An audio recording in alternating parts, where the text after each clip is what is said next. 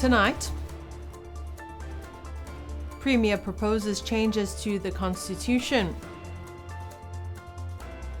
Hercules aircraft brings in new generator. And vehicle bursts into flames over the weekend, no fatalities. Good evening, I'm Soraya Mangala and this is your BCN News. Leading our news tonight, a motion to change several articles of the Constitution was put forth by Premier Dalton Tangilanghi at the last sitting of the Whanoi Kipule on July 31st.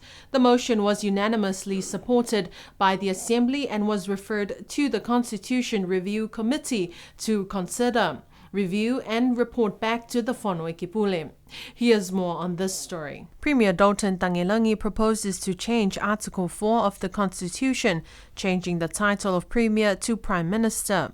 Several other proposed changes include to increase the size of the cabinet from 4 to 6 and to add a new article which will permit the Premier or Chair of Cabinet to appoint 2 associate ministers.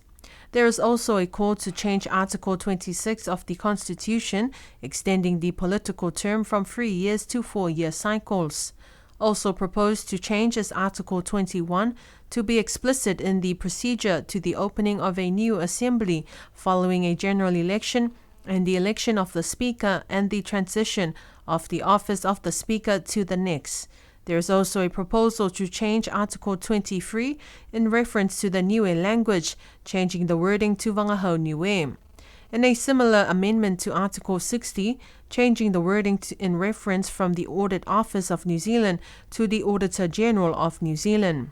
It is also proposed to change Article 55 of the Constitution with regard to the Privy Council in relation to His Majesty's Council to be removed as Niue's highest court of appeal.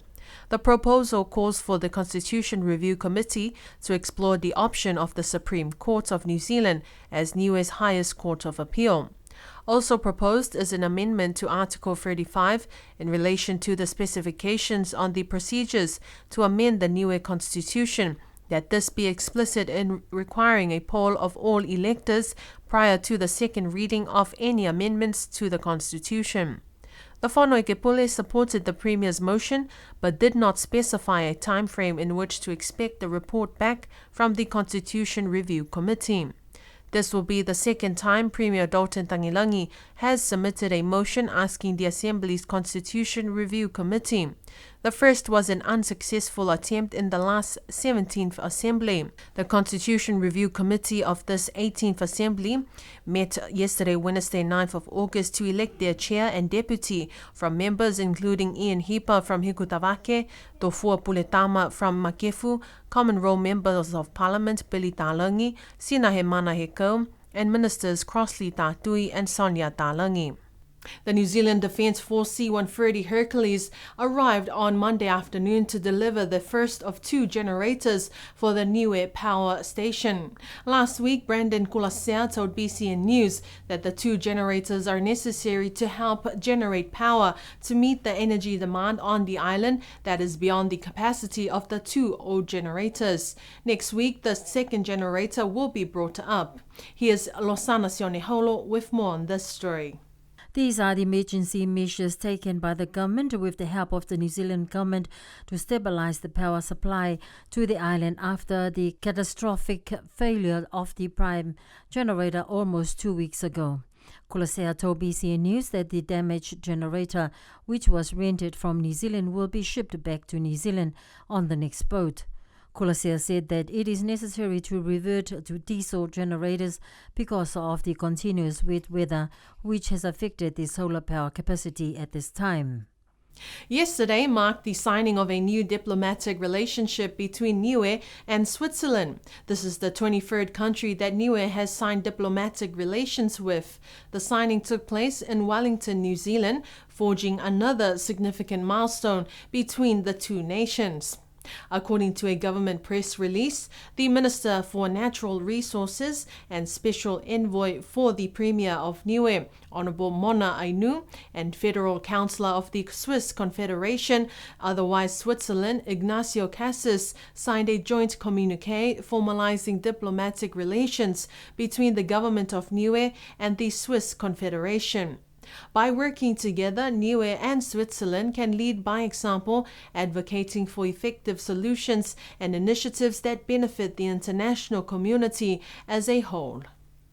Australia's High Commissioner, Her Excellency Louise Allerton, has completed her 2 years as the Australian government's representative in Niue, and she will be leaving the island next week. Last night, High Commissioner Allerton hosted a small function to say thank you and farewell colleagues that she had and her team have been working with since she arrived in Alofi 2 years ago. Here's more on this story. Attended by Premier Dalton Tangilangi, Cabinet Ministers, Secretary to Government Buleni Talangi, Speaker Hima Douglas, New Zealand High Commissioner Helen Turner and other government officials. Lois Allerton thanked everyone for the enduring relationship between the two governments. High Commissioner Allerton said that she wanted to make sure that the Australian-funded water and wastewater project had started before she leaves. 2 years ago, she and her 2 young girls came to Niue, saying that her young daughter came to Niue very shy and reserved, and she is now a confident little girl who is going to miss her friends at Niue Primary School. The Allertons will be leaving the island on Monday next week. Before the next High Commissioner is appointed, the office will be led by Acting High Commissioner William. Ulia Kalapu is one of many Tuvaluan people who have received their permanent residency and are living in the village of Vayam. Since Niue signed diplomatic relations with Tuvalu and Suva, Fiji, last year, it was understood that one of the primary objectives is strengthening their relationship in providing healthcare services for the people of Tuvalu. Today, BCN News was able to speak with Mr. Ulia Kalapu, who shared his experience as the first Tuvaluan permanent resident on the island to be on medical referral to New Zealand and has returned with a successful operation. A good outcome since Niue and Tuvalu formalized diplomatic ties. Mr. Ulia Kalapu told BCN News that it was a long and tough process for him and his family to be sent on medical referral to New Zealand. He shared that one of the hardest processes was getting a visa. Well, I've been to New Zealand last year on medical referral. My going to New Zealand is not easy like those people who have a New Zealand citizen, because you need a visa to go down there. And when they asked me to go down to New Zealand, once they found me that I got a very big aorta in me, they really need to put me the next week flight. But what happened, my passport, Tuvalu passport, is expired. I was thinking of renew it because I was thinking of staying in Niue permanently. And also this year we are eligible to apply for our New Zealand citizen. That is why I never bothered to get the thing renewed. But well, when try to arrange our going to New Zealand, we have to get something to travel down to New Zealand. Luckily, they allowed me to travel on CI, the New Zealand government. To get down to New Zealand, it take me a month to go down to New Zealand because of the visa. As we all know, we can't go to New Zealand without a visa. But many things with this hold my visa, because the cost of my operation will cost 125,000. And Director of Health here wrote a letter that the Niue government will be responsible for the cost of the operations, but still, no, I always check in, and also the family was very worried because Dr. Eddie told me that when the thing burst, that's it. I only be able to live for about 15 minutes. So. Me, I worry too because my kids, I'm going to leave them anytime. But I always, I try to increase my faith. And so while we were here, I wrote a letter to Tuvalu for support, and take about a long time, maybe nearly a month. And then once we got the support authority letter from Tuvalu, we forwarded to New Zealand Immigration. It's only a few days, and then they forward the visa. Like we received the visa on Friday, last week, and we went down to New Zealand the following week. And then I stayed there for a week, and then I went for a checkup, and they scanned me, and they found out the size of the aorta is 6 centimeter, and my doctor said it is in a critical situation. So a few days later they organized the operation, and they did, and it is successful, and the aorta is still shrinking. It's not really out, but it's still there. Mr. Kalapu is grateful for the support from the government of Niue and Tuvalu in helping him get the medical treatment he needed overseas. The good thing about this sickness is no medicine, nothing at all. The only medicine they gave me is phlebotomin and aspirin to keep my blood as slow as possible. And that this is a cause of this sickness is caused by high blood pressure. With this, you got a lot of blood, and the heart can pump, can work properly. So they getting together in a place, and they swollen up. I do believe that you experienced the sickness from your dad, but I also thank that the Niue government for they pay for my fare down to New Zealand. And also they keep my pension from that time we arrived there till the time we left New Zealand. Mr. Ulia Kalapu has lived in Niue for 15 years, and after being away from home for more than a year on medical referral, he is happy to be back home.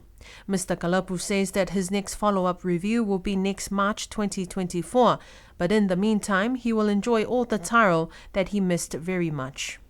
The police are finalizing their investigation into an incident where a vehicle burst into flames in central Alofi last Saturday night. Chief of Police Timothy Wilson told BCN News earlier this week that thankfully no one was injured. The driver safely exited the vehicle before it burst into flames at the busy entrance to the commercial center car park. BCN News understands that there were many bystanders who witnessed the incident. Many of them were diners at nearby eateries. Pictures and videos show the vehicle engulfed in flames, and when the police arrived at the scene, followed by 2 fire appliances. The incident caused quite a bit of excitement in central Alofi, but the vehicle was quickly put out and transported away from what is usually one of the busiest road intersections on the island.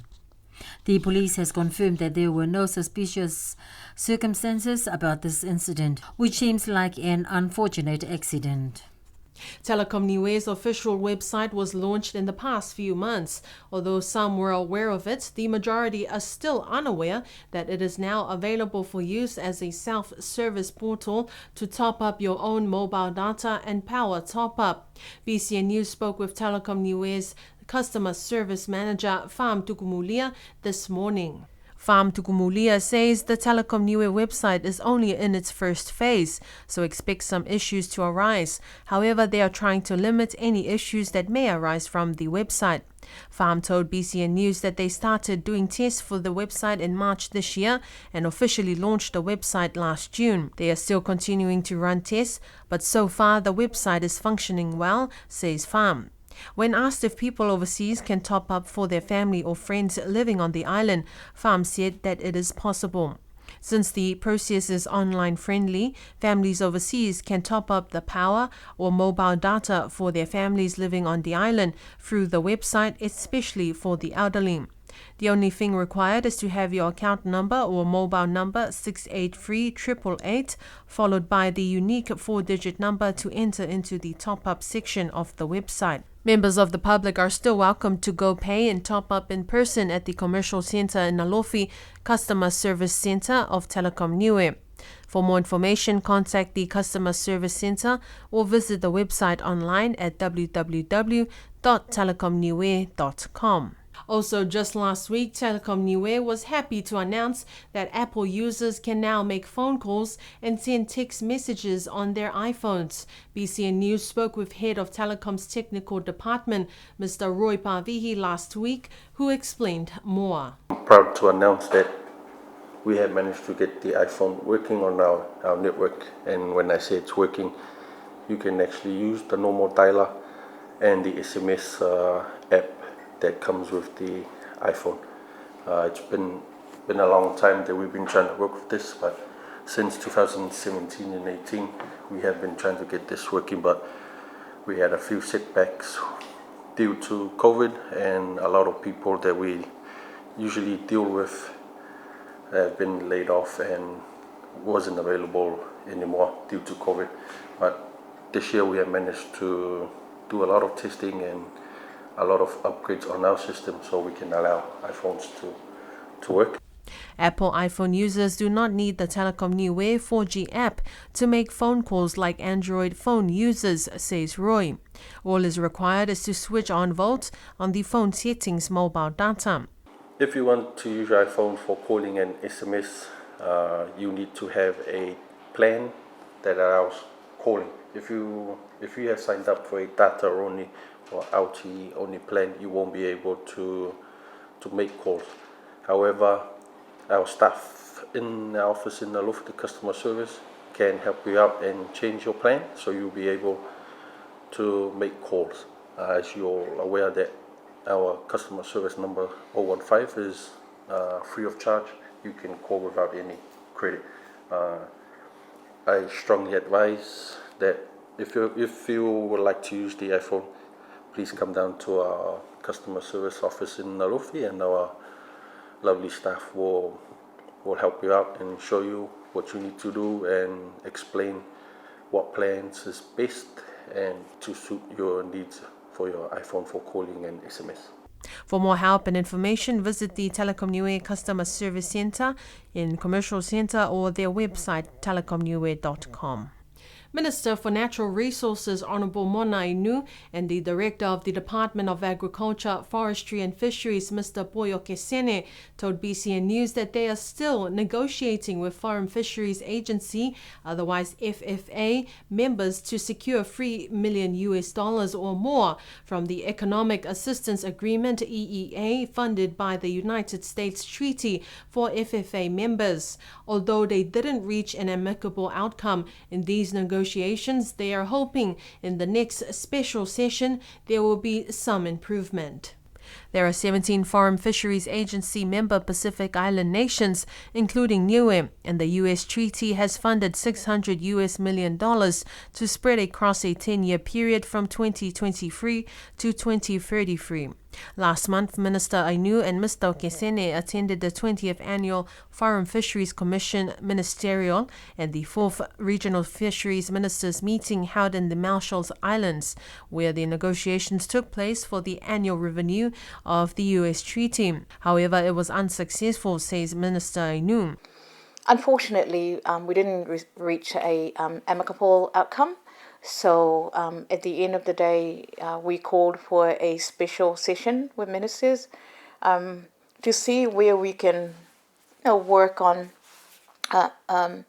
finding a solution for each country. I know with Niue, we really have been looking at collaboration. We continue to amplify the solidarity of the Pacific, leaving no one behind. So this is one thing that we wanted to ensure that we emphasize with the treaty and now negotiations. Unfortunately, I can't go into the details, but I think from the understanding last week, there has to be a broader look at where our leaders keep talking about, hey, we need to be a region. We need to collaborate on our position as a whole, rather than just focusing on fishing activities. So we called for a special session with the ministers, and unfortunately I can't quite confirm as to when and where we will be meeting. Understandably, a lot of the countries also are going into election this year. So I'm hoping that as soon as possible we're able to come back to the table and try to find a amicable solution to our discussions. BCN News also spoke with Boy Okesene last week. He says that Niue currently will only be getting over $1 million from their share, but they are hoping to continue their negotiations to secure their allocated $3 million or more. New Zealand Defence Force Lieutenant Colonel Amy Davis was on the island in the past week conducting assessments and consultations with key departments in Niue. Lieutenant Amy is the defence advisor based in Tonga, but she is also accredited to Samoa, Cook Islands, Tokelau and Niue. Here's more on this story. BCN News spoke with Amy earlier this week, who shared more about her role and the purpose of her first visit to the island. The role of Defence Advisor is a Defence Force role that really looks after the relationship with the New Zealand Defence Force and the countries of my region. So I actually live in Tonga in my posting, but I am accredited to Niue as well as Tonga, Samoa, Cook Islands and Defence Representative to Tokelau. So in the role I travel around, I meet with some amazing people and I get an understanding of how the NZDF might be needed or can work with the militaries or maritime police or police search and rescue in the countries that I'm responsible for. So this week, it's my first trip to Niue. It's been amazing. And I've met with the Police Commissioner, the Disaster Management Rep, Fisheries, Transport, Maritime, and we've just discussed, things like cyclone preparedness, future training activities that the NZDF may embark on here, and had a look at some of the work that the soldiers did on Tropic Twilight last year. And it's really just been an opportunity to meet people, to get an understanding of the, where the airport is versus the wharf and what it might look like if a ship needed to come to Niue to deliver relief supplies or something like that. And so when I advise back to New Zealand around how we may best or better support Niue, then I have a good understanding of how the lay of the land is here. BCN News asked Lieutenant Amy of her key takeaway from her trip here to the island. Look, I think you've got the advantage here of being a small country and really connected, so it was just really neat to meet with the Police Commissioner and Disaster Management, Robin in particular, and just get that understanding of your systems in place when there's a bad weather forecast or something like that. Yeah, so I think you guys are in a really good place actually, and I look forward to maybe bringing some soldiers back and doing some work here in the future. Lieutenant Amy departed the island this week. Predictions of heavy rain and wet weather were forecasted for last Saturday. However, it was a beautiful day for the annual village show day for Lakepa Maleloa, a blessing for the villagers who were anticipating more rain and thunder showers. Locals and tourists were already gathering at the village to get their first take of food the people of Lakepa had to sell, varying from barbecue, umu, to traditional nane and desserts. BCN cameras were able to capture some of the highlights of the day. Beautiful displays of women arts and handicrafts were set up at the village hall and the agricultural produce in front of the Lakepa pastor's homestead. Formalities began after 8 a.m. with speeches delivered by New Zealand and Australian officials and the government of Niue. Lakepa Member of Parliament Mrs. Rhonda Tomailunga thanked the people, the village, Niue and the government for the continuous support to uplift the work of and for the village. She also made a request on behalf of the village to the government in providing support and assistance with the village's sea track. She says it is something the village would want for the next show day, 2024, for the village Marine Day. New Zealand High Commissioner Helen Turner also spoke on the day. In her speech, she acknowledged Lakepa Member of Parliament for her participation in the Women's Conference, which took place in Rwanda in the past month. Really pleased recently to support Rhonda to a women's conference called Women Deliver over in Rwanda. which is quite a long way to go for a conference, but she was part of a Pacific and New Zealand delegation that went there, and it's a global advocacy organisation that looks at issues confronting women around the world, including women's health, women's equality. And we're really pleased that Niue was able to be represented. New Zealand was very keen to have one of the women MPs from Niue on the delegation, just to mark that the people of Niue had voted for 6 women MPs this time round, and that's 30% of the parliament, and that's a really good achievement. And next time round we'll be aiming for 50%. So yeah, so that'll be great. But it was really worthwhile, I think, for Rhonda, and also really worthwhile for us to have an up-and-coming leader able to represent Niue at that conference. Following the formalities were performances by the youth and the children of Lakepa. The day ended before 12 p.m, where the beautiful sun and weather persisted. The Lakepa Malelo Village Show Day for 2023 will be broadcasted on TV Niue on Channel 1 at 4 p.m. in the afternoon this Saturday, the 12th of August 2023. Only one new case of COVID-19 was reported yesterday, according to the Niue Health Department. This new case brings the total to 4 active cases, but the active cases detected last week will likely be cleared later today or tomorrow. Public health officials encourage people who are feeling unwell to get tested, including passengers who arrived on the island on Mondays. If they are not feeling well, they should test. If tested positive, they should inform the public health team and isolate for 5 days. And that concludes our news bulletin for tonight. Join us again next week, Tuesday, for Wangahau Niue Bulletin. Until then, stay safe. I'm Soraya Mangawa. Have a good night.